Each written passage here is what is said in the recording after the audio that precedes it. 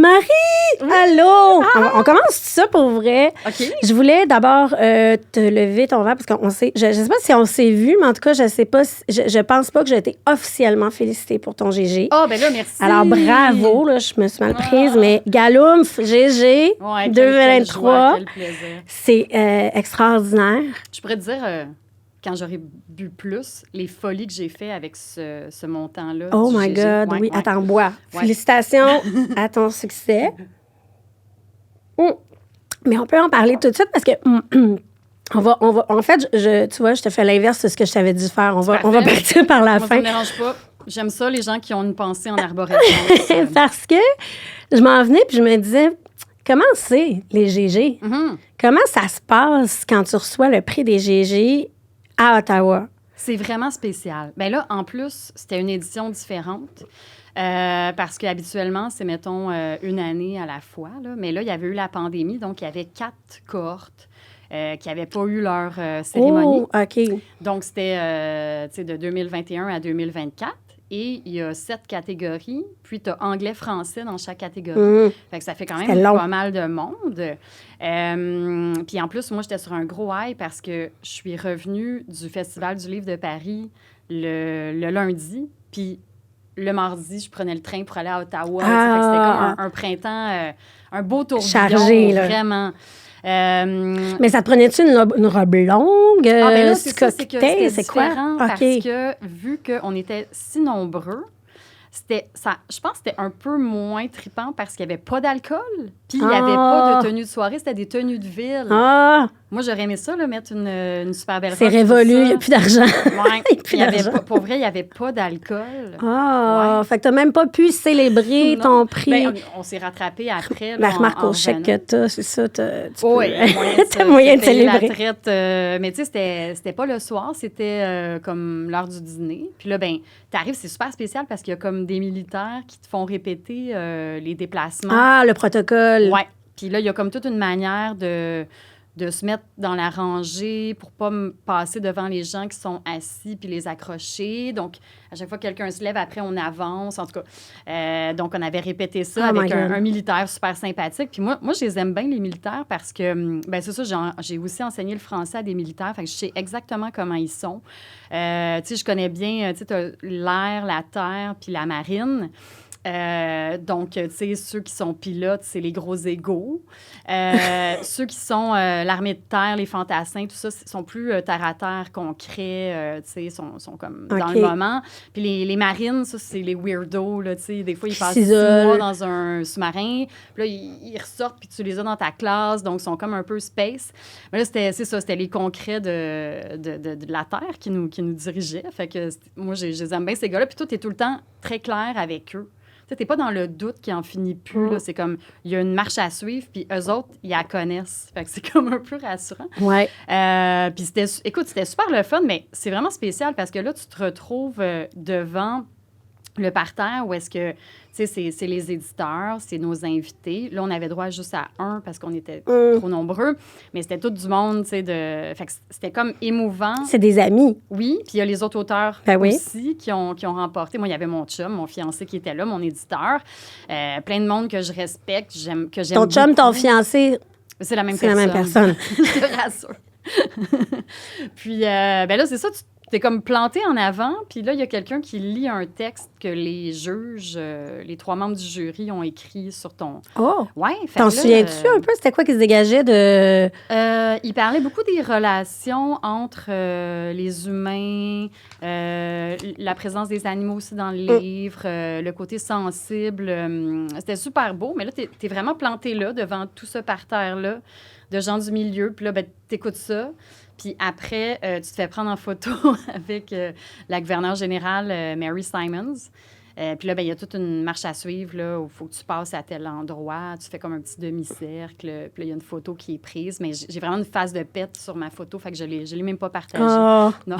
Puis t'es à l'aise avec ça, j'imagine, comme tu t'as enseigné à des militaires, t'es à l'aise avec ce genre de protocole-là, toi? Bien, en fait, oui, dans le sens où, moi, l'affaire qui m'énerve le plus, puis pourtant, j'ai travaillé sur des plateaux de télé, mais quand tu es sur un plateau, genre, je sais que tu veux qu'on parle de Tout le monde en parle, mais Oui. sur des plateaux comme ça, là, c'est énervant, tu sais, parce que tu te dis, OK, si je fais une erreur, c'est comme tout le monde, tellement de monde vont la voir. Puis il y a comme une grosse adrénaline Ouais. qui embarque, qui fait que, énervé de même, tu pourrais en faire des erreurs. Ouais. Mais quand c'est une cérémonie, tu sais, c'est agréable. Puis pour vrai, tu sais, ça m'a comme touchée de recevoir cette récompense-là, puis que mon livre soit célébré comme ça. C'est pas vrai qu'on est insensible à ça, puis que, tu sais, on s'y attend pas du tout. Je l'ai tellement pas vu venir. Donc, ça fait plaisir, tu sais, de vivre ça. Puis là, après, il y avait comme une promenade dans les jardins, là, les serres de CD Hall, de Rideau Hall. Fait que, je sais pas, c'est comme, c'est émouvant, là, tu sais, c'est comme, je vais m'en rappeler de cette journée-là. Ben oui. Ouais. Puis ce prix-là, comme il est assez substantiel, il te permet de prendre une année peut-être, de continuer à écrire, de ralentir tes contrats pour peut-être être plus dans la création? Ben moi, j'ai achalé tout le monde, tous les lauréats. Je voulais savoir qu'est-ce qu'ils faisaient Ah avec cette bourse-là. Et, tu sais, il y en a beaucoup qui vont... tu sais, je veux dire, personne n'est riche, là, les auteurs, là, tu sais, c'est souvent, tu mets ça sur ton hypothèque, tes REER, tu remplaces ton auto qui va pas bien. Et moi, je l'ai essayé, ça, d'écrire pendant 2 ans. Tu sais, j'avais eu De une t'imposer bourse. ça, tu veux dire, de rester à la maison, puis Oui, d'avoir des jobs d'écriture. Oui, il fallait que je vérifie ça. Puis comme pendant la pandémie, tout ça, il y a eu des changements dans ma vie qui fait que j'ai pu le tester, ça, en ayant une bourse. Mais, tu sais, la première année, je me suis lancée dans l'écriture. J'étais comme... j'étais affamée d'écriture, d'écrire. J'étais super contente de la retrouver parce que j'ai eu quasiment 9 ans là, sans publier de fiction. Puis, tu sais, c'est pas parce que je voulais pas, là. J'ai même pas vu ce temps-là passer. C'est parce que je travaille comme tout le monde. Ouais. Je veux dire, j'ai aucun temps. Tu sais, quand tu travailles devant un ordinateur, ben là, écrire, c'est aussi devant l'ordinateur. Puis, des fois, c'est le fun Faut que tu te sortes de ton quotidien. Ben oui, c'est ça. Ouais. Puis là, tu as un enfant, donc ça, le quotidien, le travail mais mon prend enfant, beaucoup de place. elle s'en va en appart, là, puis tu sais, c'est une grande, puis Wow. Fait que, tu sais, puis j'en ai juste une, puis c'est comme, elle pas de trouble, puis tu sais, j'ai aussi un chum, là, fait que ça, c'est pas ça qui m'a empêché de faire D'écrire, grand-chose. OK. Non, c'est vraiment à cause du travail, puis du nombre d'heures que tu peux passer devant un écran, tu sais, puis à un moment donné, t'as mal à l'omoplate, puis il y a tout ça qui embarque. Mais bref, la première année, j'ai adoré ça, je capotais. La deuxième année, puis tu sais, j'ai lancé comme 4 livres en 3 ans, dans les dernières années. Ouais. Mais ça m'a comme rattrapé là, le côté plus anxiogène.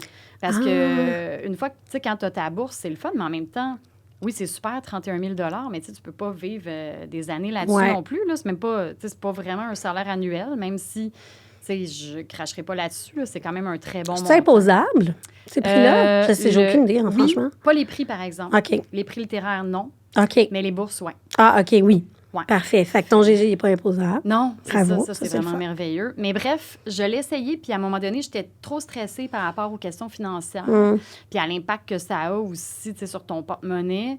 Puis là, ben, je m'étais dit, oui, mais si j'accepte toutes les invitations tout le temps, puis tout ça, oui, mais c'est jamais bien payé, puis c'est comme, c'est souvent le même tarif que c'était il y a 20 ans. Donc, ça c'est pas possible d'en vivre. Évidemment, les redevances, on n'y pense même pas, c'est pas assez élevé. Donc, c'est venu qu'à me stresser bien trop, puis ça s'est mis à m'empêcher d'écrire. Donc là, j'ai recommencé à travailler, mais j'ai vraiment changé mon profil professionnel. J'ai été arrivée au bout d'une trajectoire dans les médias où est-ce que j'ai fait un peu de tout. Mais moi, ce que j'aimais vraiment, c'était beaucoup la presse écrite. Mais sauf qu'il y a eu une crise du papier. Ben oui. Je veux dire, dès que je suis arrivée dans le métier, c'est devenu une crise. Fait que là, moi, j'ai fait aussi de la radio. Oui, je fais des petites chroniques, là, mais tu sais, comme de l'intérieur, là, d'écrire les micros des animateurs, de m'occuper du contenu, de faire du booking. Je l'ai fait aussi en télé pour Belle et Bomme. C'est souvent c'est toujours relié à la musique, là, qui est comme ma spécialisation. C'est quoi comment t'es arrivée en musique? Parce que ton parcours est littéraire. Ben non, en fait. Ah, c'est alors comment ça? T'es née, on va y aller vite. T'es née à Ottawa. Oui. T'as fait ton enfance à Gatineau, dans ce coin-là. T'es arrivée à Montréal quand? C'est-tu à Montréal d'abord? Je suis allée, au Québec? En fait, là, j'ai grandi dans l'Outaouais, donc ville bilingue, Elmer, tout ça. Là, mon père avait eu un travail d'enseignement du français au militaire. Aylmer, à Ottawa, il enseignait dans les centres de francisation pour les immigrants. Puis là, il s'est mis à enseigner le français au collège militaire puis à la base militaire. Donc, on est déménagé à Saint-Jean-sur-Richelieu.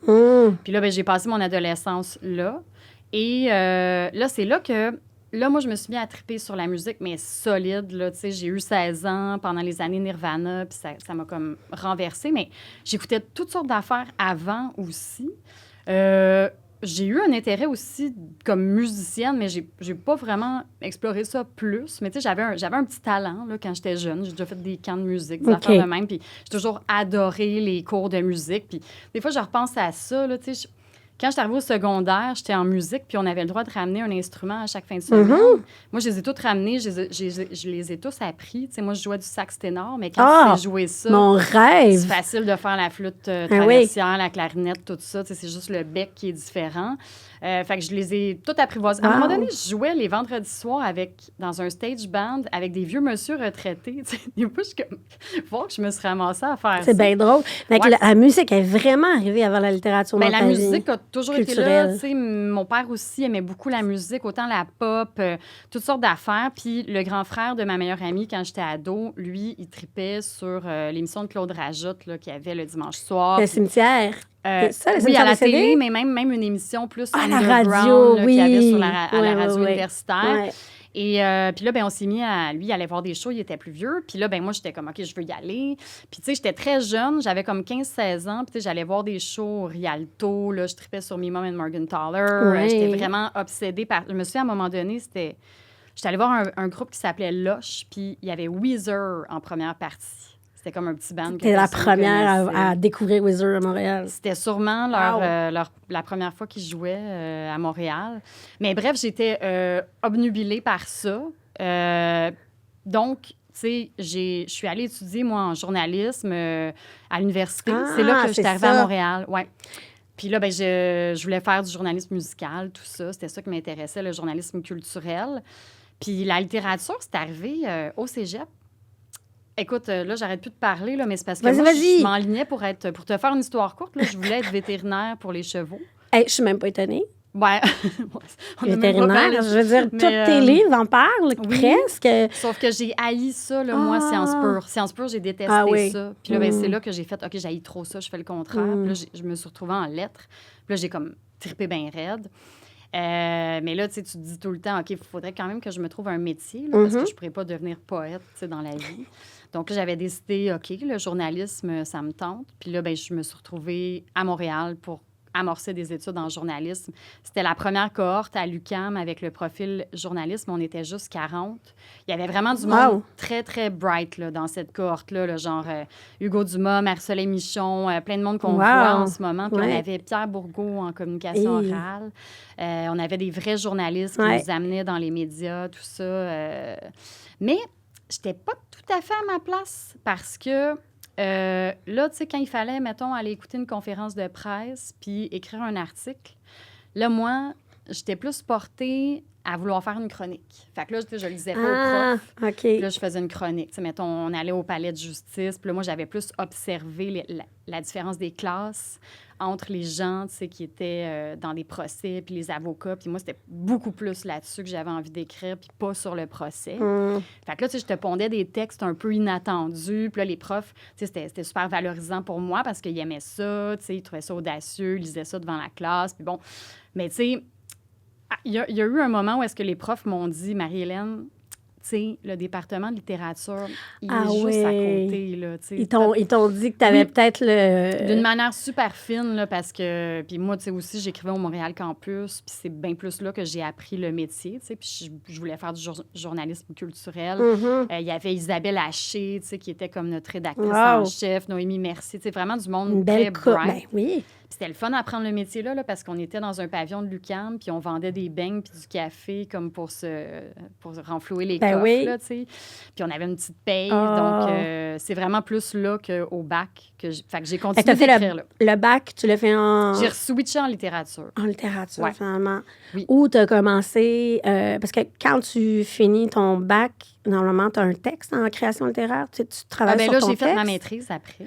Ah, c'est en maîtrise que tu arrives avec ton texte. OK. Puis on est en quelle année, à peu près? Ben là, c'est mes années, là, un peu avant l'étape du Renaud-Bré, là. Ouais. Donc, 2001, à peu près, autour de ça. Et là, tu vois, après mon bac, là, je me suis dit, OK, il faut que je me dépêche à devenir une personne sérieuse et un adulte. Donc là, j'étais allée en recherche à la maîtrise. J'avais mon projet de recherche, tout ça. Mais après une session, là encore, j'ai fait comme, OK, non, moi, j'ai vraiment trop le goût d'aller en création. Mais tu sais, au début, j'ai snobé un peu. Tu sais, comme tout le monde, c'est facile de snobber les gens qui font une maîtrise en création. Il n'y a rien de plus invitant. Mais Pourquoi? Parce que c'est un peu paresseux? Peut-être. Ou Non. on a de l'air de peut-être que vu de l'extérieur, on pense que c'est des gens qui se prennent au sérieux, mais qui font rien. Mais là, je suis allée, j'ai trippé bien raide, mais tu sais, j'ai jamais connu ça. Après, là, j'avais eu une bourse, puis là, pendant 2 ans, tu sais, j'habitais sur le plateau, puis j'écrivais mon roman.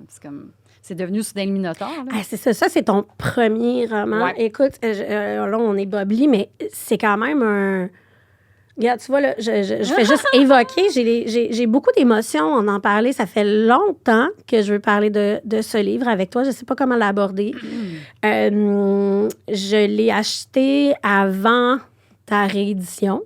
Laquelle? Oui, c'est ça, parce qu'il y en a eu plusieurs. Ouais. Hein? Mais en fait, il y a, dans celle-là, non, c'est pas vrai. C'est ça. C'est cette édition-là que j'ai lue. Ça, c'est laquelle? Okay. C'est la deuxième, je pense? Oui. J'avais rajouté une postface. Exact. Où tu évoques de façon un peu nébuleuse, je te dirais. Je trouve que c'est pas assez clair, mais on l'évoque quand même, l'autofiction.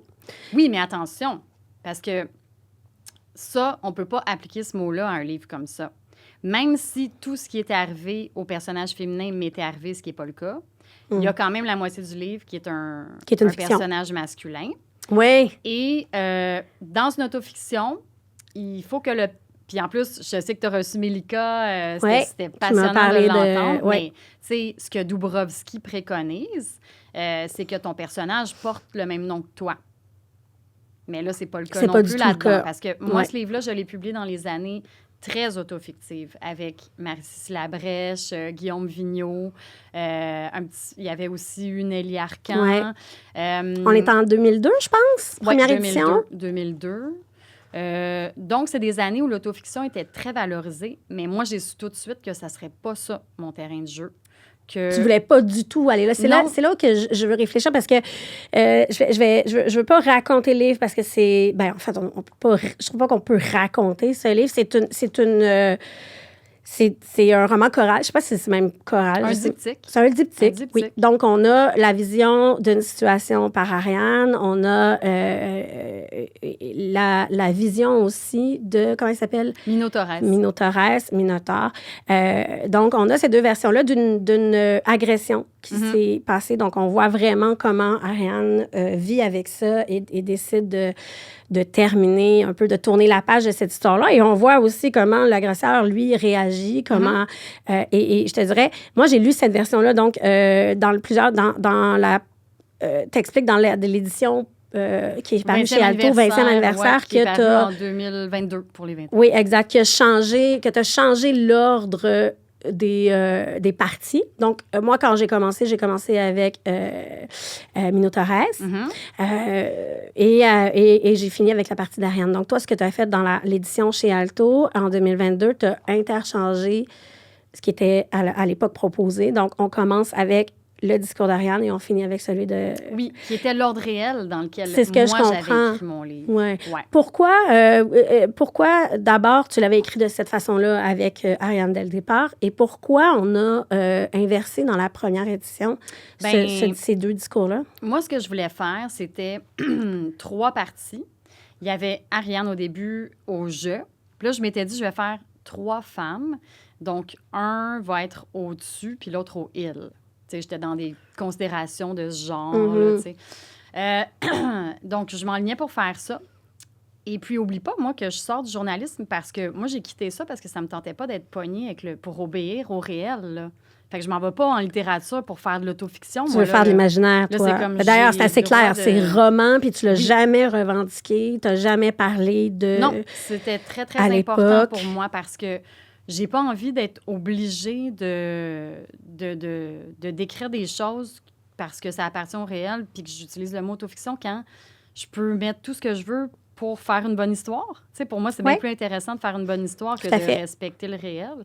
Puis à la limite, je trouve que le lecteur qui me connaît pas, ça change quoi, tu sais, que ça soit tout arrivé ou non. Puis s'il me lit parce qu'il veut finalement lire Le Séjour, ben je pense pas qu'il va tant triper que ça à lire mon travail. Je pense pas que c'est de la... C'est parce que moi, j'ai ça en moi, je vais te l'avouer, là. J'ai ça en moi, cette espèce de désir de comprendre ce qui s'était passé. Parce que quand tu lis le roman, quand t'as pas le choix de te dire... Il faut qu'il y ait quelqu'un, il faut que la personne qui écrit ça, là, elle soit rencontré quelqu'un ou elle sait ce qui est arrivé. Tu comprends? Tu peux pas. C'est tellement intégré dans ton corps, dans le corps d'Ariane, dans le corps de Minou. C'est ça que je trouve. C'est ça qui m'a challengé beaucoup dans ton livre. C'est que d'abord, tu laisses cette parole incroyable à cet agresseur.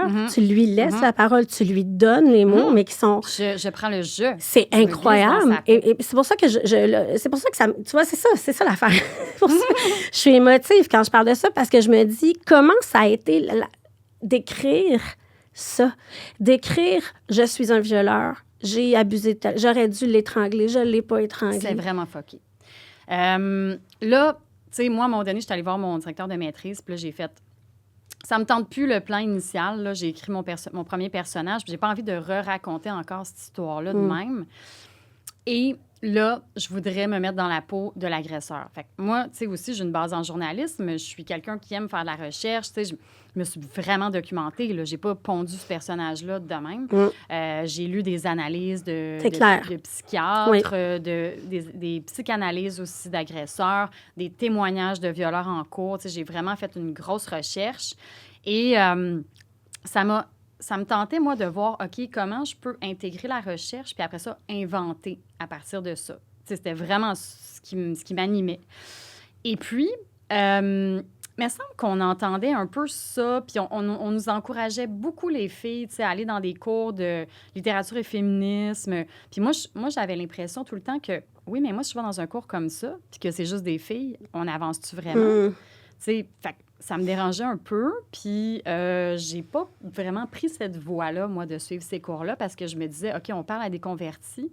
Puis moi, d'abord, j'aime mieux aller lire Rilke, Nabokov, tu sais, c'était ça. J'étais à cet endroit-là, mais c'était d'une manière féministe que je me positionnais comme ça, parce que j'étais comme, c'est pas juste notre responsabilité à nous, les filles, qui sommes déjà conscientisées d'étudier ça. Puis si on va pas chercher les gars, mais il semble que on n'est pas encore rendu où est-ce qu'on devrait l'être, tu sais. Puis aussi, à la maîtrise, c'était comme des années où est-ce que si t'étais une fille, on t'encourageait à mettre en scène des personnages féminins. Puis moi, quand je suis arrivée dans l'écriture, j'ai trouvé là un espace tellement ouvert que j'avais pas envie qu'il y ait des règlements. Et puis là, j'ai eu besoin, avec ce livre-là, de m'assurer qu'il n'y en avait pas de règlement, puis qu'on pouvait vraiment tout faire. Puis, je te jure, j'ai beaucoup pensé. Je crois pas qu'on est aussi libre quand on écrit en 2020 quelques qu'au début, dans les années 2000. Mon personnage, ben oui, c'est un psychopathe puis un agresseur, mais c'est aussi un immigrant.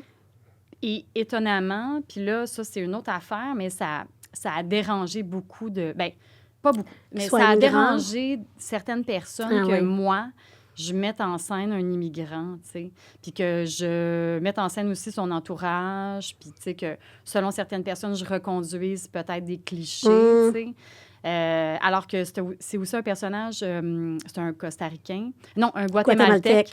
Et puis, moi, j'avais fait un voyage en Amérique centrale, puis tu sais, il y avait une fille qui était venue au secondaire, là, tu sais, qui était devenue mon amie, elle avait passé un an ici, puis moi, j'étais allée beaucoup la voir, puis quand je m'enseigne les élections puis tout ça, ben moi, je suis allée aux élections, tu sais, au Costa Rica. J'ai vu comment ça marchait. Là, lui, c'est un Guatémaltèque, là, parce que j'ai... Mais bref, j'avais l'impression que j'avais le droit quand même, tu sais, mais pour vrai, je suis pas sûre que j'oserais... Oui, j'oserais mettre en scène un agresseur, parce qu'on a bien le droit, ça dérangerait peut-être plus. Mais de le raciser, tu veux dire? OK, ouais. Donc ça... Mais tu l'as gardé dans le... Parce que j'ai quand même... Pas, je veux dire, je l'ai pas relu dans ta nouvelle édition, mais tu vois, c'est ça, tu l'as gardé. J'ai fait quand même des ajustements. Puis, tu sais, j'ai ajusté aussi parce que je trouve ça bien plate, là, mais l'histoire que je raconte n'a pas pris une ride. Ça pourrait se passer là. Oui. Mais tu sais, il y a comme le support CD. Tu sais, musicalement, la mention du CD, puis même d'une cassette à un moment donné, tu sais, ça donnait un côté très vieilli. Oui. Donc là, j'ai fait, OK, moi, Je m'en ces suis même pas bandes-là... rendu compte, tu vois. Oui, mais bon. Puis c'est tous des artistes que j'écoute encore aujourd'hui puis que j'apprécie. Fait que je veux pas changer. Là, on peut laisser PJ Harvey puis tout ça, Portishead, mais là, moi, j'ai flouté le support musical. Je voulais pas non plus dire qu'elle va sur Spotify ou sur je ne sais quoi parce que là, dans 10 ans, il va encore falloir que je le change. C'est comme, je les ouvre une fois, les coffres, là, puis après, ça va être réglé. Est-ce que tu penses que tu vas y retourner? Là, parce que là, tu l'as écrit, tu l'as réédité une troisième fois pour le 20 ans. Non, Est-ce que tu vas y retourner, tu crois? En fait, je te dirais non, mais je te dirais pourquoi pas si à un moment donné j'ai une bonne raison d'y aller, tu sais, pourquoi on pourrait pas faire ça? En tout cas, je veux pas passer, parce que tu as tellement écrit, je veux pas passer énormément de temps sur ce titre-là, mais je dois te dire, Marie-Hélène, qu'il est... dans tes entrevues, tu dis toujours que Gouloum, c'est Galoumf, pardon, c'est toujours un... J'ai de la misère à prononcer.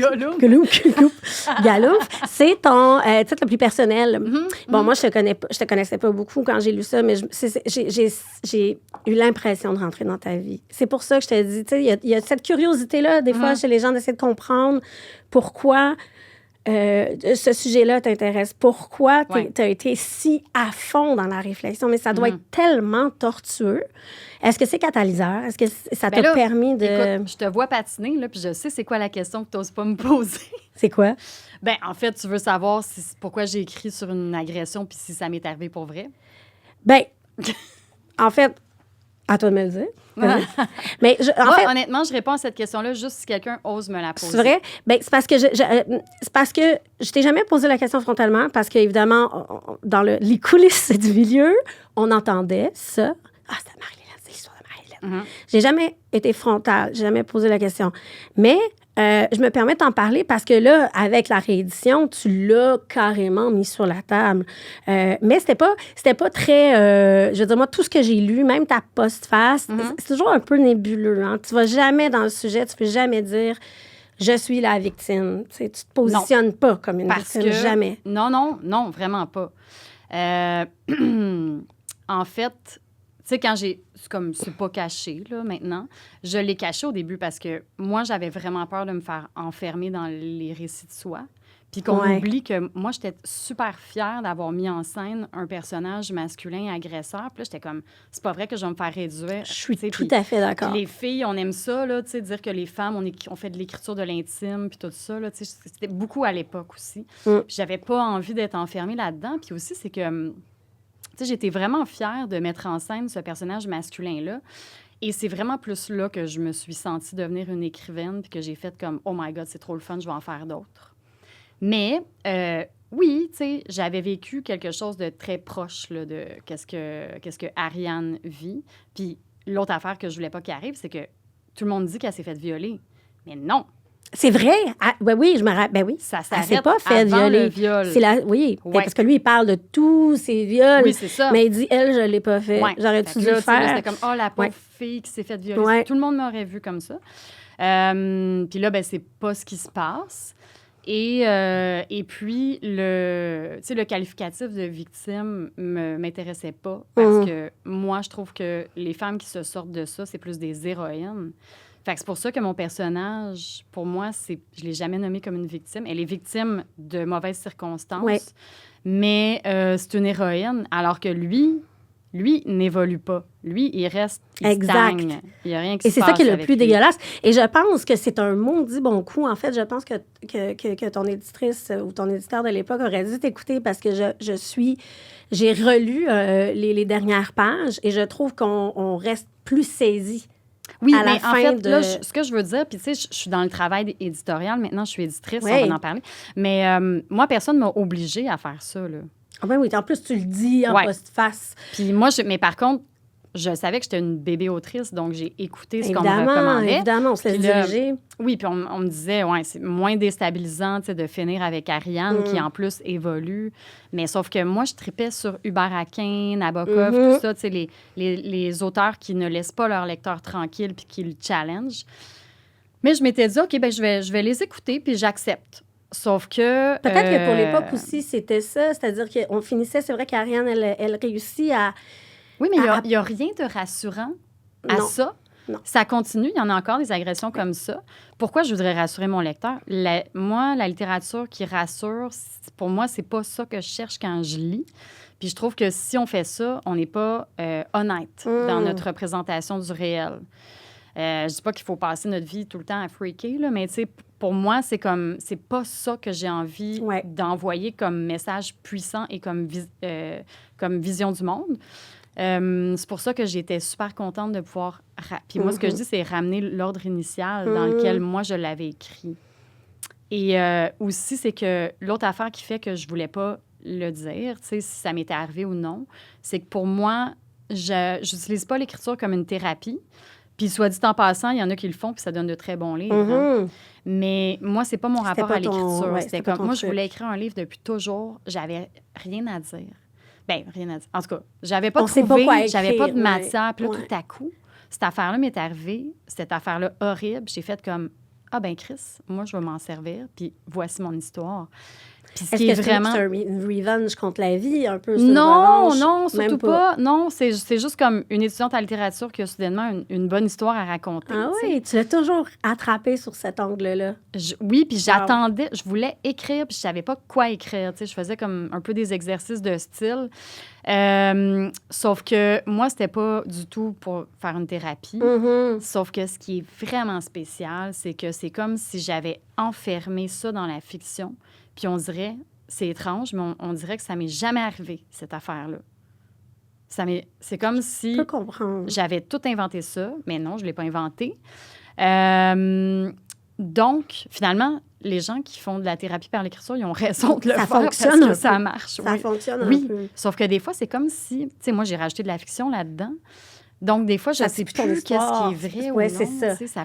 Il faut que j'y pense. Et c'est très bien comme ça, je pense. Je voulais pas être frontale. Je m'en excuse. Non, mais tu as même posé. C'est moi qui t'ai poussé. Je suis pas capable. Mais c'est parce que c'est troublant comme roman. Je pense que c'est d'autant plus d'actualité 20 ans plus tard. Alors, il faut le relire dans sa nouvelle édition chez Alto, sous le Minotaure. Oui. C'est un livre magnifique. Ah, ben merci. Merci. Mais non, merci à toi pour ça parce que je sais pas si c'est dans des classes au cégep, mais il faut... Oui, puis eux autres, je leur cache pas. Hein. Eux, ils ont droit... Les étudiants de cégep, je vois beaucoup dans les cégeps, puis eux, ils ont tout le temps droit à la vérité, là, puis il n'y a pas de faux fuyants. Là, oui, d'ailleurs, j'ai entendu, pour la recherche, je t'ai entendu dans une entrevue avec Caroline Dawson, dans le cadre de son magnifique entrevue, d'ailleurs, qui est toujours accessible. Ouais.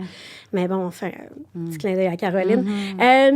Donc, après Tunnel Minotaure, toi, tu étais où dans ta vie, ta carrière, là? Bon, là, j'étais rendue... là, j'étais vraiment occupée professionnellement. Parce que ça a démarré. Tu as gagné des prix. Oui. Tu as été finaliste même. Tu as gagné le prix Hébert, mais tu as été finaliste pour d'autres prix? Le prix Hébert, en passant, c'était comme le prix Astor là, du premier roman. Là. C'est un prix très important, en fait, parce que c'est les primo-romanciers qui... Y est-tu encore Non, il n'existe plus. Il n'existe plus. C'est ça, c'est comme le prix du premier roman, je pense qu'il s'appelle maintenant. Mais tu sais, c'est un prix que... C'était Marie-Claire Blais. Puis en plus, moi, Hébert, c'est mon écrivaine. Et Marie-Claire Blais était la présidente du jury.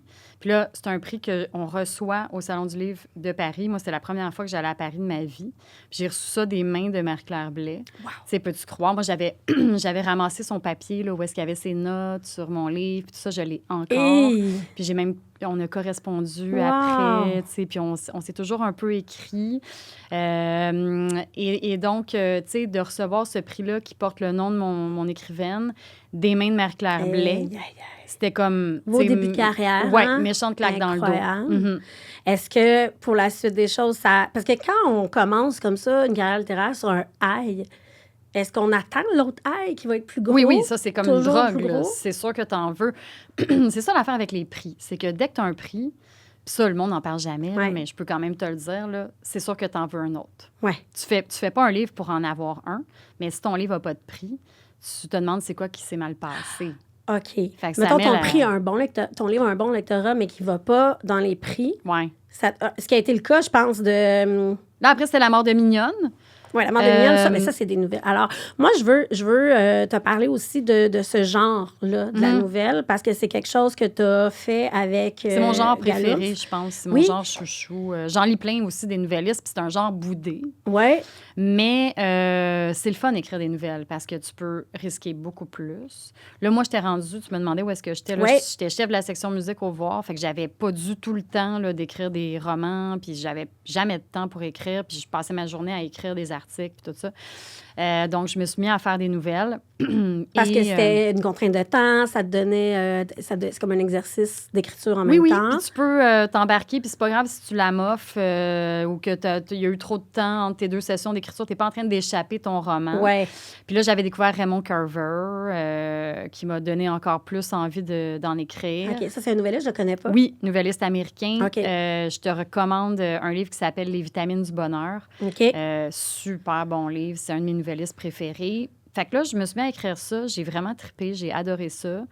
Ce livre-là a vraiment bien marché, tu sais, pour un recueil de nouvelles. Là. La mort de Minotaure? Voilà.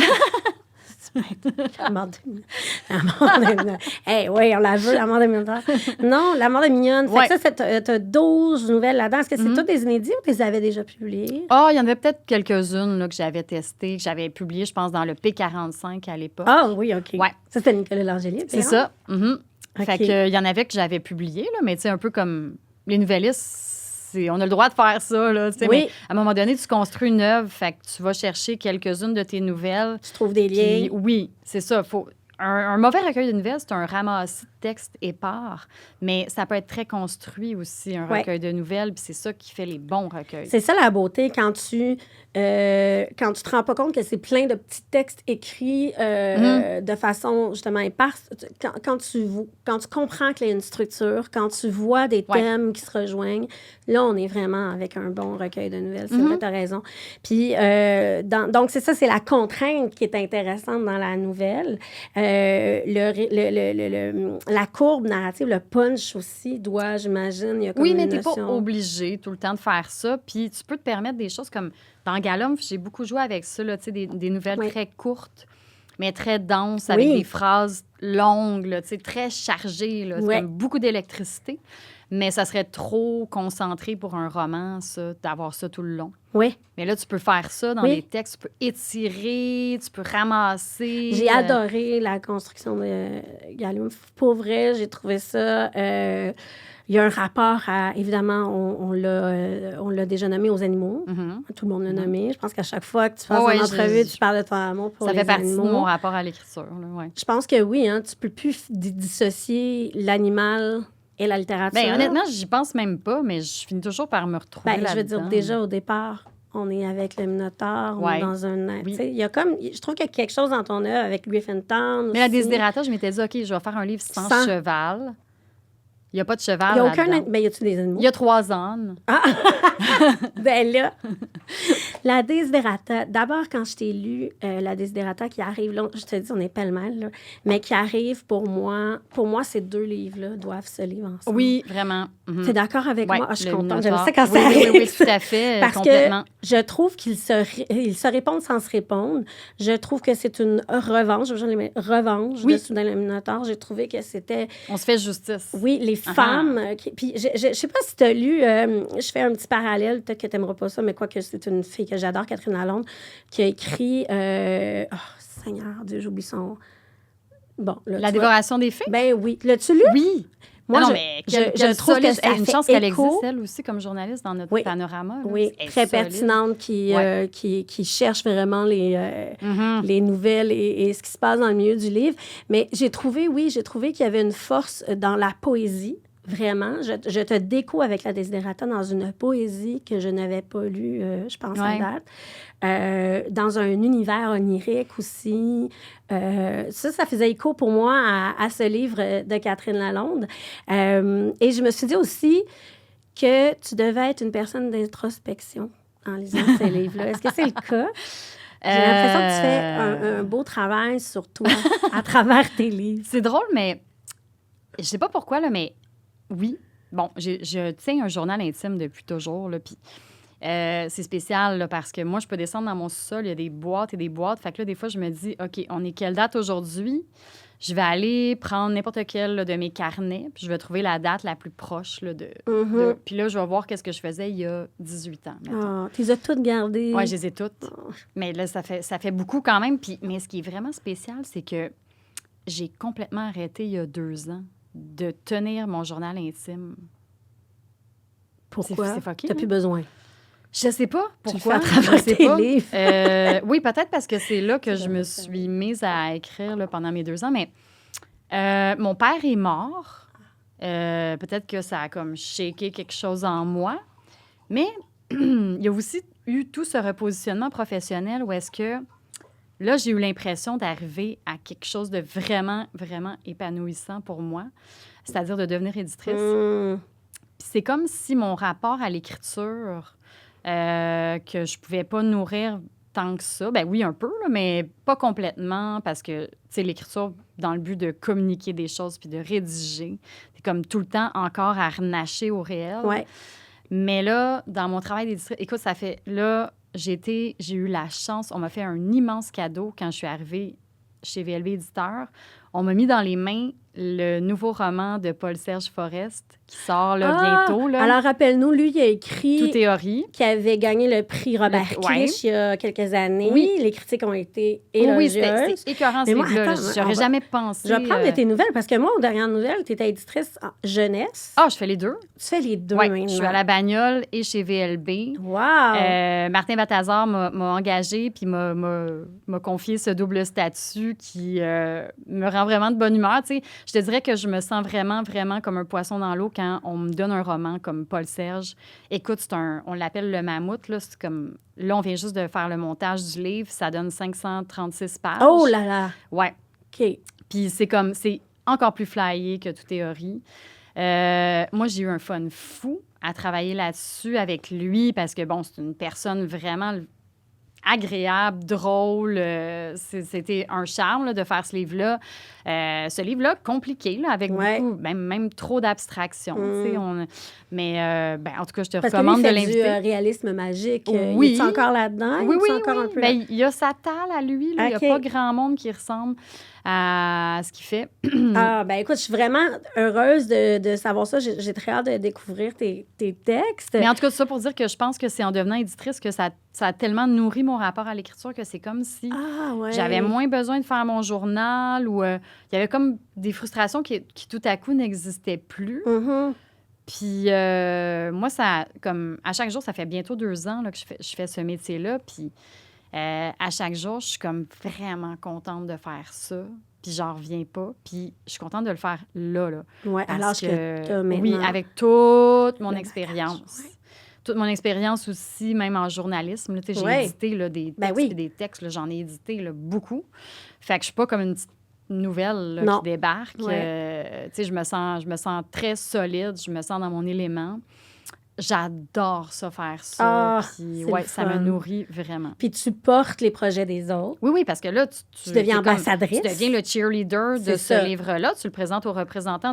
Comme là, c'est un livre qui sort à la fin septembre, mais moi, depuis février, là, que je le présente aux libraires, aux représentants, tout ça. Là, un petit pitch de vente. Puis ça, t'aimes-tu ça? Communiquer la passion? J'adore ça, oui, parce que, écoute, c'est comme tous les livres sur lesquels je travaille, je suis vraiment contente d'être dedans. Ben oui. Fait que là, à un moment donné, tu fais, OK, ça fait 1 an que je travaille sur quelque chose, il y a juste moi puis l'auteur qui sait que ça existe. Puis là, il faut comme le présenter au monde. C'est spécial, hein, d'être un peu dans le secret des dieux, de sentir que tu tiens quelque chose, mais que tu n'es pas sûr de la réception. Puis quand la réception est là, tu es comme, je savais. Ben oui, puis aussi, tu sais, comme journaliste, j'ai aussi souvent eu à le faire. Puis en musique, tu sais, mine de rien, j'écrivais beaucoup de communiqués de presse. Là, c'est comme... Mais quand tu écris un communiqué de presse, tu es le premier à avoir une œuvre entre les mains. Il faut que tu trouves les mots pour la décrire. Donc, tu sais... c'est mon métier, c'est un privilège. Ben oui, c'est un grand privilège d'être la première lectrice d'un livre. Puis d'orienter un peu la réception. Absolument. Voilà. Fait que je suis vraiment contente que tu aies trouvé ces chaussures-là. Je pense qu'ils te vont bien. Je doute pas que ton ancien métier, tu étais fabuleuse, hein, comme recherchiste, entre autres, en musique. Mais je pense que tu es vraiment à ta place dans la bonne chaise. Mais on va revenir à toi. Oui, hein? Si tu veux. Gars, on va continuer continuer dans la promotion parce que, tu sais, tu l'as évoqué tantôt. Je voulais qu'on se parle de Tout le monde en parle parce que pour Griffintown, roman qui se passe... Nous, on enregistre Saint-Henri. Saint-Henri, c'est-tu Griffintown? C'est pas loin. On est dans le sud-ouest. On est dans le sud-ouest. Mais c'est pas Griffintown. Moi, je pensais, pendant 1 an, là, je l'avais appelé... Pointe-Saint-Charles. J'avais appelé Pointe-Saint-Charles. Ouais. Puis à un moment donné, c'est un cocher qui m'a dit, c'est pas Pointe-Saint-Charles ici, là. C'est Griffintown. Là, quand il m'a dit ça, j'ai eu un petit frisson parce que là, je me suis dit, oh my God, ça sonne vraiment comme un nom de village western, c'est parfait. Ben oui, il y a un petit côté, je sais pas pourquoi, il y a un petit Boomtown, côté... il y avait un petit côté Alexandra Barco pour moi avec... mais tu vois, ça, c'est moi, là, je starte des noms, je suis pas capable des livres, je suis pas capable... City, où il parle, c'est un petit western, comme ça, c'est vraiment un beau livre, mais qui n'a rien à voir du tout, c'est juste dans le titre, ça m'a fait penser à ça. Quand t'as écrit Griffintown, ça a été aussi un grand succès. Ça, c'est en quelle année, t'en souviens-tu? Celui-là, c'est en 2012. Donc, 10 ans après ton premier roman. Oui, c'est celui dans tous mes livres là, qui c'est le plus vendu. Une histoire un petit peu plus classique, là, Ouais. beaucoup moins déstabilisant, mettons, que la Desiderata ou les nouvelles. C'est un roman, j'ose même pas dire ça, grand public. C'est pas grand public, c'est plus accessible. Oui. Disons, c'est une histoire plus dans les salons, quand je traditionnelle. sens que quelqu'un est un lecteur un peu comme ce profil que tu décris, je l'envoie vers Griffintown. Ouais. Parce qu'il y a une intrigue, on C'est n'est une pas bonne porte loin d'entrée du pour polar ton- western, ces codes-là. Là. Ça a été aussi un grand succès. Je sais pas si t'as-tu gagné? Oui, t'as gagné des prix France-Québec. Ouais. Puis, méchant trip, ça, là. c'est ça, t'es allé là-bas, là, Ouais, j'ai France-Québec. passé 1 mois en France là, à me promener. C'est comme le tour de Gaulle d'Astérix. Là, Ouais. Tous les gens qui l'ont fait m'ont dit que c'est c'était fou, incroyable. C'est fou. C'est quand même, c'est le fun, mais c'est vraiment épuisant. Parce que là, tu passes 2-3 jours, 2 jours, mettons, dans plein de villages, parce que les autres, ils ont les associations France-Québec. Ils trippent sur le Québec, OK? Puis eux, ils trippent autant sur la tisane au bleuet que sur notre littérature. Ouais. Donc, c'est des lecteurs qui sont pas juste des littéraires. Puis eux autres, ils choisissent, ils votent pour le lauréat. Fait que c'est un prix, tu sais, c'est le public, dans le fond. Ouais. Fait que là, quand tu gagnes, tu vas dans les associations France-Québec, mais il y en a comme 60. Fait qu'il y a une année, c'est plus du bord ouest, l'autre année à l'est du pays. OK. Puis là, ben, tu te promènes, puis là, les gens sont tellement heureux de t'accueillir. Fait que là, tu es là pour pas longtemps. Donc, tu vas aller, dans les lycées, dans les médiathèques, les biblios, les librairies. Mais eux autres, entre-temps, ils veulent vraiment te montrer ce qu'il y a de plus beau dans leur coin. Fait que là, T'es avec les locaux, puis ils t'amènent. Oui, ils te font manger. Tu bois un Cahors à Cahors. Là, tu vas prendre la tomate de Marmande. C'est comme toutes les spécialités locales.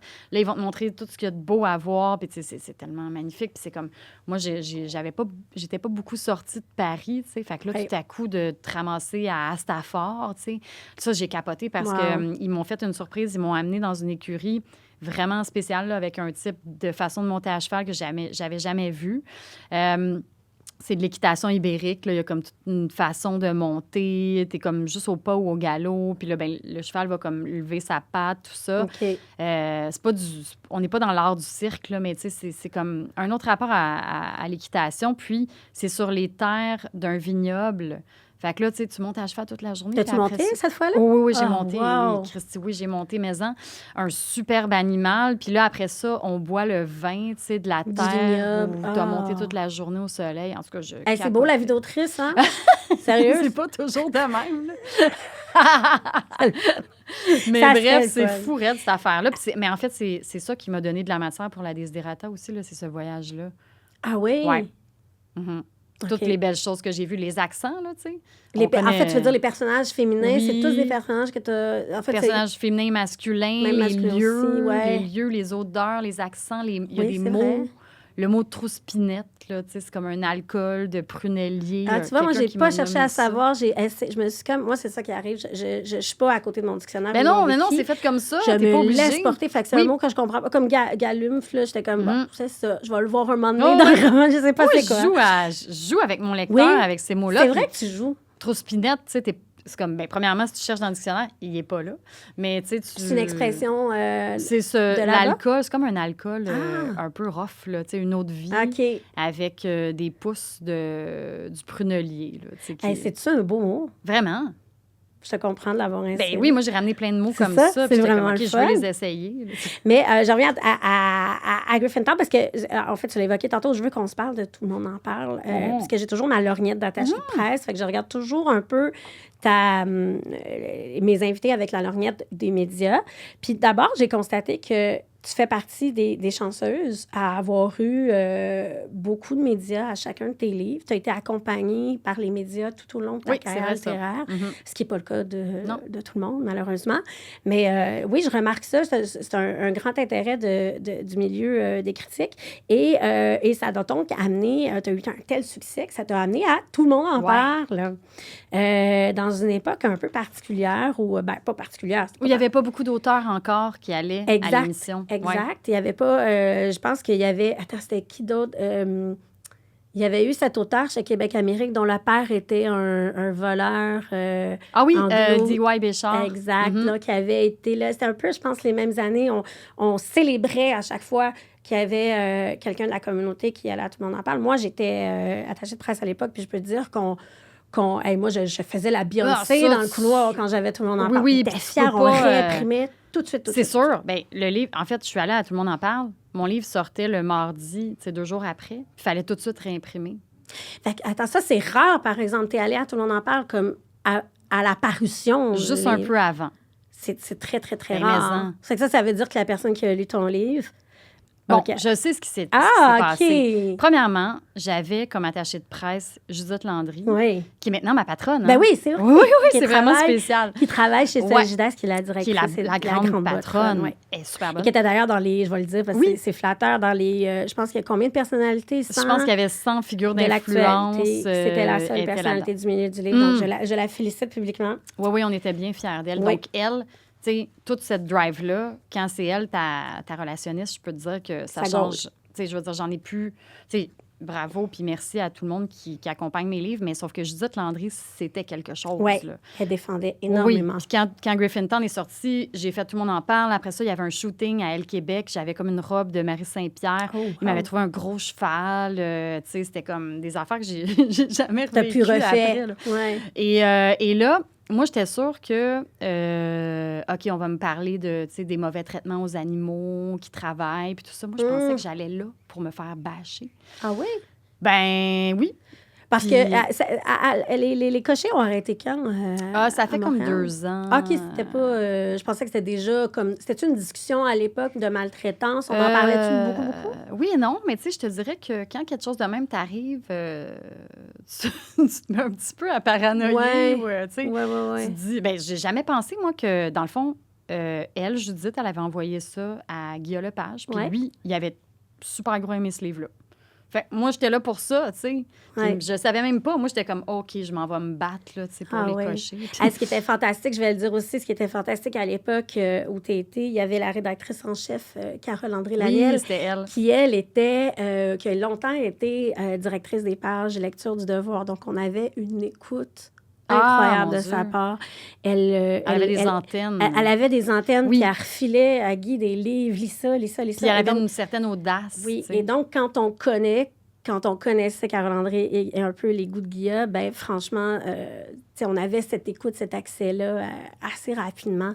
Donc, bravo à cette équipe-là d'avoir osé vraiment t'amener, parce que je pense que ça a été aussi le début d'un vrai succès plus populaire. On a commencé à connaître un peu plus largement. Ça s'est passé, ça a tout changé pour moi là, quand j'ai fait Griffintown, parce qu'après ça, tu sais, les auteurs, on se fait pas reconnaître dans la rue, mais après Griffintown, oui, c'était différent. Je me souviens, j'étais allée au Salon de Québec. C'était au printemps.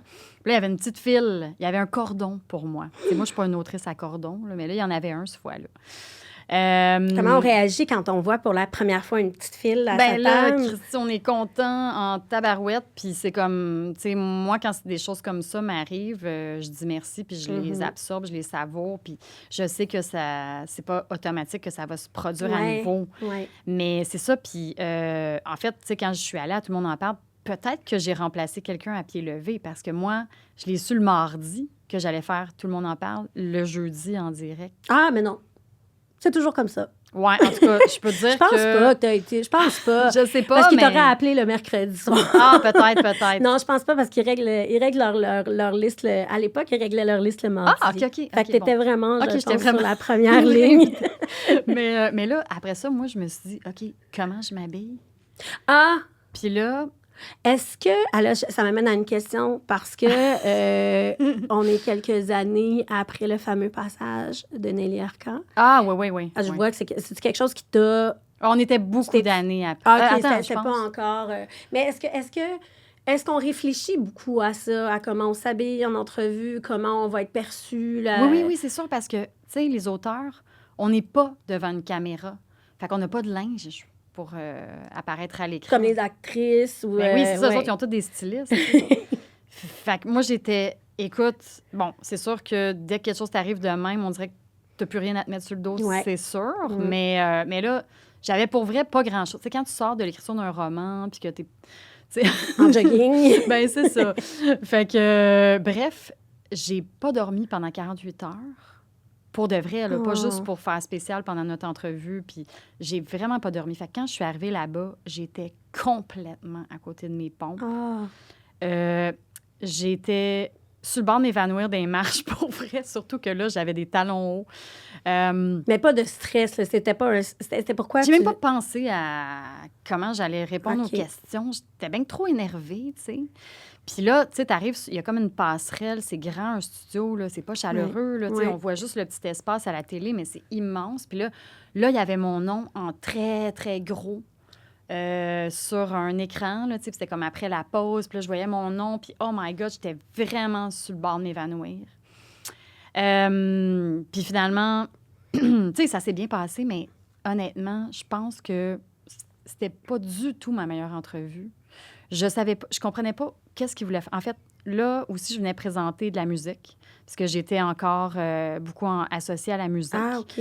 Donc, j'avais parlé de 5 coups de cœur musicaux. Guillaume Lepage m'avait demandé de faire mes coups de cœur musicaux. Okay. Fait que j'avais parlé de Patrick Watson, Radio, avec podcast. T'étais comme en deux chaises. Oui, puis ça m'allait tout à fait, parce que je suis habituée à ça, tout le temps plein de chaises dans la vie. Mais c'est ça, j'étais comme un petit animal devant des feux, puis j'essayais de faire de mon mieux, mais tu sais, t'essaieras ça de ne pas dormir 48 heures. Oui. Puis après aller ça, faire une entrevue en performance. C'est ça, à une émission de même. Bien, mon souvenir est tout autre. Vraiment, moi, j'ai trouvé que tu avais été d'abord une magnifique ambassadrice pour le milieu. Mon souvenir, parce que j'ai pas pu le réécouter, il est plus en ligne. Je me souviens de t'avoir écrit aussi après, mais je me souviens surtout de plusieurs des discussions qu'on a eues après, où tu me disais qu'il y avait eu un certain backlash à ce succès-là. C'était quoi? Qu'est-ce qui est arrivé? Tu recevais après ton entrevue, tu as reçu des messages? OK. Premièrement, c'était bien plus positif que négatif. L'ensemble les retombées des messages, de ça. Les retombées aussi, tu sais, le nombre de ventes que tu fais quand tu passes à Tout le monde en parle, là, c'est pas pour rien que tout le monde veut aller là. C'est comme ça change tout. Ouais. Mais ça peut aussi... je me souviens que Judith, à l'époque, elle m'avait dit, « Ah, par contre, quand tu vas à Tout le monde en parle, tu n'auras pas de nomination sur des prix. » Ah? Ouais. OK. Là, moi... Elle avait fait ce lien-là. Effectivement, c'est pas... Puis effectivement, il y avait... c'est plus populaire. Tu deviens un peu plus populaire, donc les jurys sont moins enclins à... Oui, il y avait eu ça qui avait été dit, mais est-ce une science exacte? Je pense pas.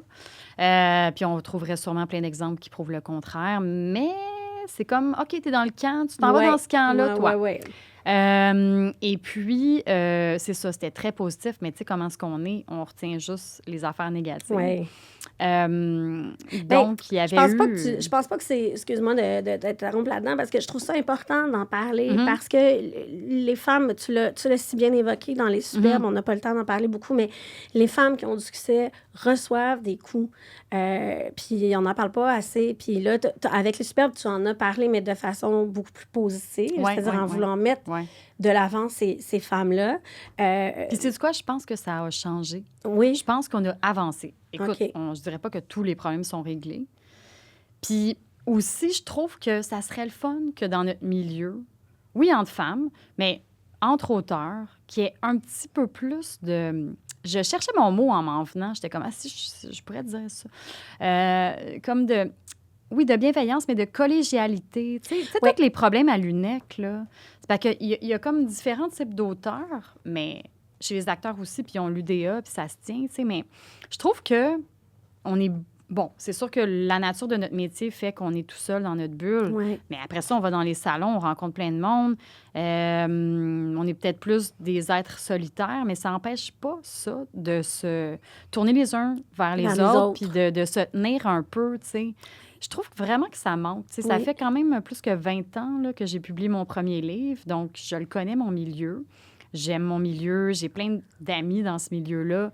Il y a aussi des personnes extrêmement dégueulasses, là. Mais il y a du bon là-dedans, tu sais, puis... Mais t'as raison, les choses tendent à changer. Oui, puis on pourrait se tenir plus, puis pense se au mot penser sororité. aussi aux autres. Je trouve oui. qu'il te va bien. Je trouve que, justement, avec les superbes, tu as su rallier ça. Je trouve que ça fait partie de ton aura, le désir de rassembler les femmes, de rassembler les histoires. Pas juste les femmes, les hommes aussi, de plus en plus, tu l'évoques.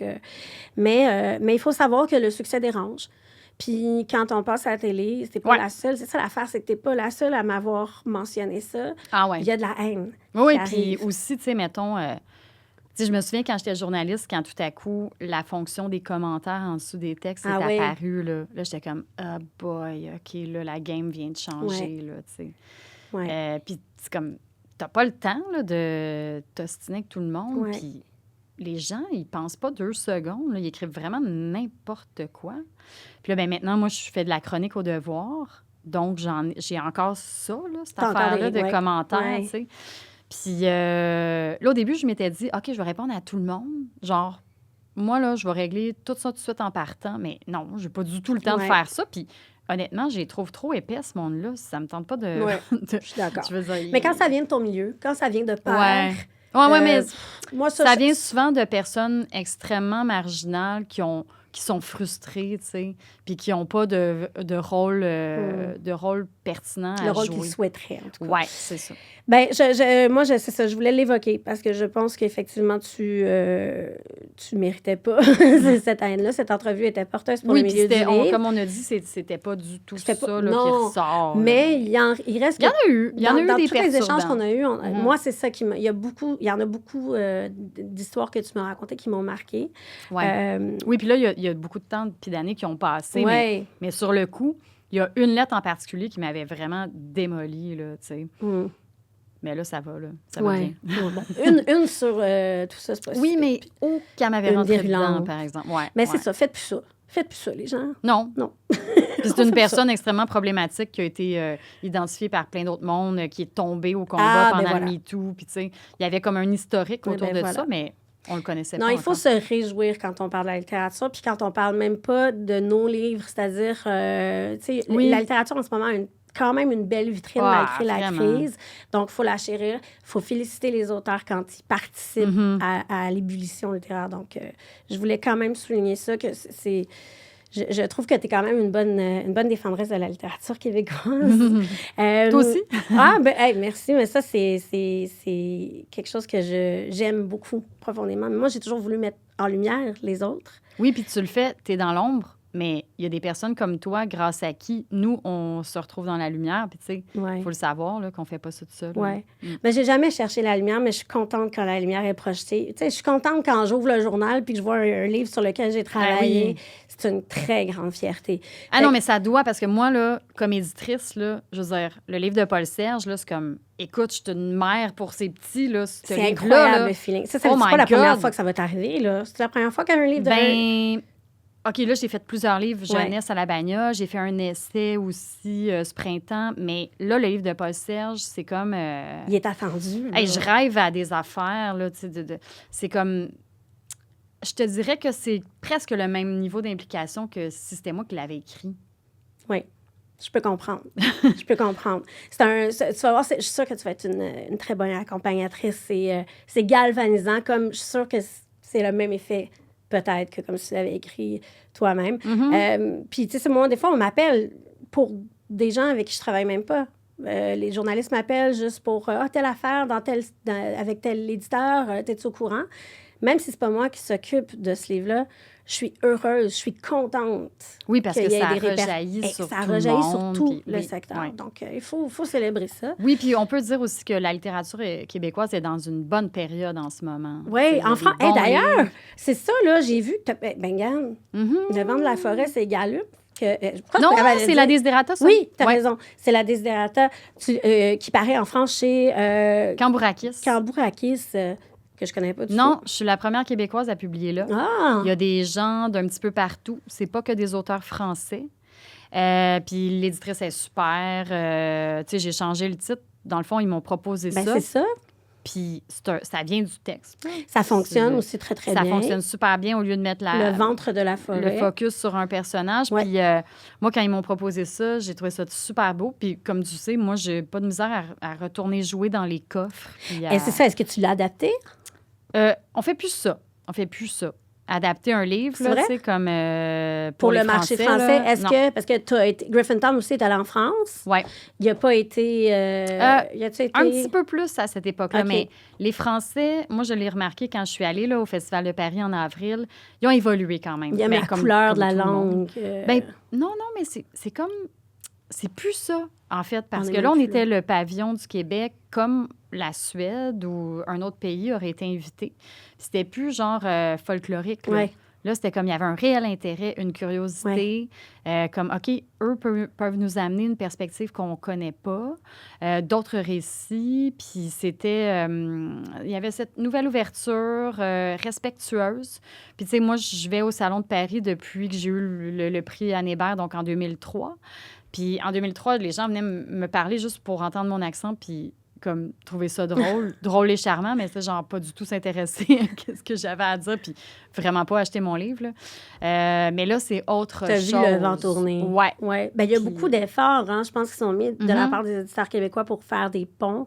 Oui, Euh, ça change le modèle, ouais. tout ça. Ça serait une autre conversation, mais sauf que moi, ça faisait 10 ans que je n'étais pas allée au Salon de Paris.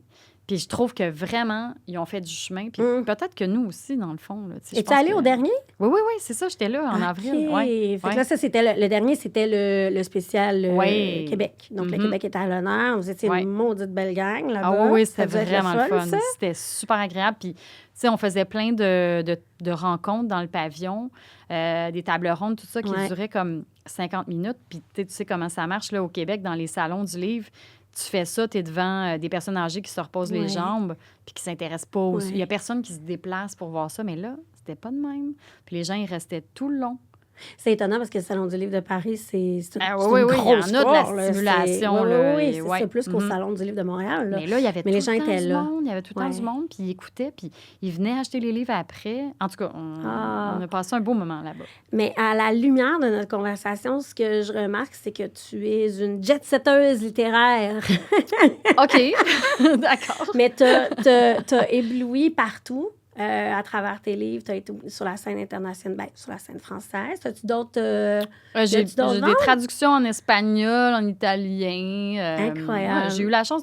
En fait, c'est mes livres qui me font voyager Oui, un peu. c'est ça. Ça, c'est vraiment formidable.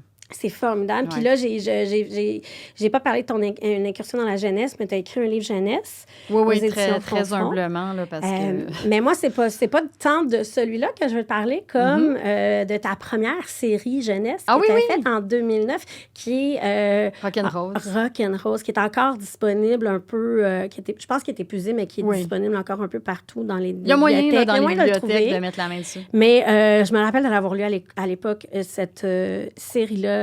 Ça s'appelait Épisode. C'était formidable. C'était des Geneviève Thibault qui avait C'était participé aux elle qui éditions était derrière Lamarche, ça, ouais. qui avait fait des petits...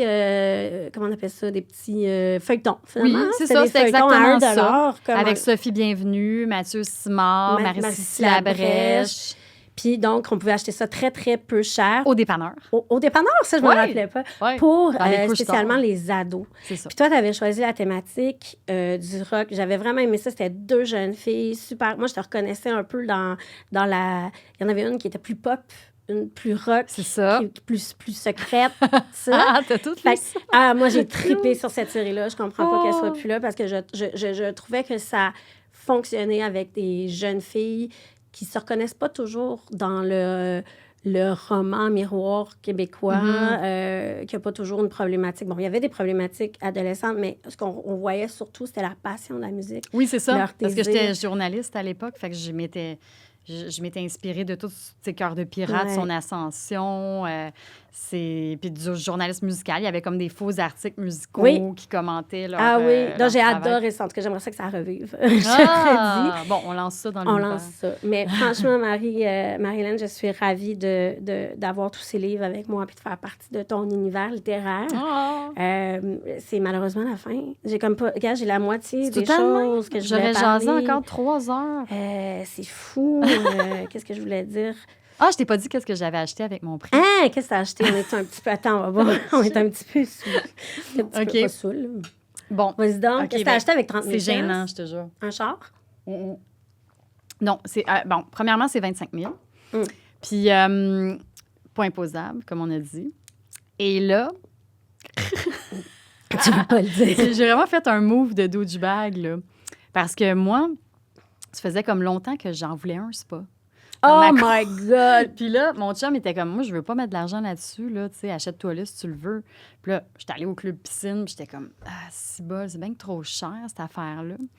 Puis quand j'ai eu mon prix, je me suis dit, OK, je veux m'acheter quelque chose qui n'était pas prévu, comme le prix. Puis là, je vais l'avoir d'en face tout le temps, Ah, fait que ça va me wow. faire Ça va te rappeler. plaisir. Ouais. Donc là, je suis allée au club piscine de Longueuil. J'ai enligné Denis, là. Puis là, j'étais allée le voir, puis c'était comme pendant le Salon de Montréal, j'étais toute habillée chic. Puis là, j'ai dit, Denis, là, on est en novembre. Là, je sais là, que vous en installez plus des spas. Mais moi, je vais te l'acheter d'une shot, puis je te prends le jacuzzi qu'il y a juste là. C'est lui que je veux, là, tu sais, comme le haut de gamme là, qui te masse les omoplates. Oh my God, fait que t'as combien de sièges? Il y en a 4, mais tu sais, j'ai une chaise longue pour oui. quand tu reviens de jogger aussi. Là. Écoute, je suis comme un peu jalouse. Tu viendras? Yes. Oh my God, tu viendras dedans. Puis, mais c'est ça, mon trip, là, c'est de faire Ça doit coûter profiter tout le cher en monde. électricité, Ça moi, coûte- t'as dit. Moins pire parce que lui, il est bien isolé, vu que c'est un de qualité. OK. Puis là, j'ai dit à Denis, là, c'est sûr que je sais que c'est fini, là, mais là, moi, je paye tout ça de même, là, maintenant. Donc, je veux l'avoir avant Noël. Puis là, on était au salon, là, tu sais, fin novembre. Fait que là, il était comme, oh. J'ai dit, non, je veux l'avoir avant Noël, puis je le paye d'une shot. Tu sais, quand est-ce que tu peux faire des moves de même? Ben, je l'ai eu avant Noël, mon maudit jacuzzi. Denis, merci, Denis. Puis, Fait que t'as fêté Noël dans ton spa. Oui, j'étais dans mon spa le 31 décembre avec du champagne. J'ai regardé les clips dans mon spa. Écoute, au début, c'était ridicule. Là. Je restais dedans pendant 2 heures. Ben oui, À je chaque te comprends. soir. À chaque Mais là, soir. c'est parfait, l'hiver. Il faut que tu fasses un chaud froid. Oui, Puis c'est tu ça. garages en neige Mhm. après. Puis t'es... Hey, Ouais. je te comprends. Ouais. Oui, puis tu sais, moi, je suis comme insomniaque, puis je suis comme un peu stressée. Non, pas stressée, mais tu sais, sur le nerf un peu. Fait que là, c'est une relaxe. grande détente, là, tu sais. Puis ton chum, il va-tu? Et Christy, oui. Là, mon chum, c'est tout moi qui l'ai payé. Fait que c'est mon employé de spa. Il doit faire les Oui, lui, il fait les tests de pH. Puis, tu sais, je t'avais aidé à acheter un bien. petit polo. Là.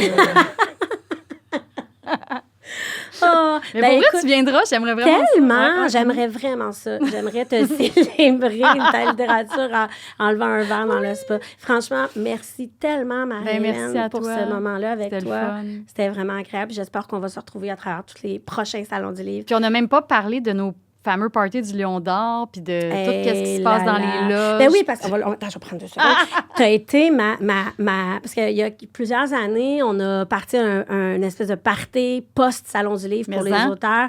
Puis avec Marc-André Audet, j'allais partir Mm-hmm. ça. Et je t'avais demandé à l'époque d'être la DJ parce que tu es une Oui, je le formidable... fais encore, je le Tu- fais. Là. Tu es Ouais. une formidable J'aime ça faire engagée. Là, c'est une exceptionnelle DJ. Franchement, elle root the room. Donc, comment on dit ça, root the room? On read the room. Oh, oui, oui. Elle read the room. Oui, c'est ça le comprends secret. la salle. Oui, moi, j'haïs ça des DJ là, qui sont là pour se faire plaisir. C'est comme, Ouais.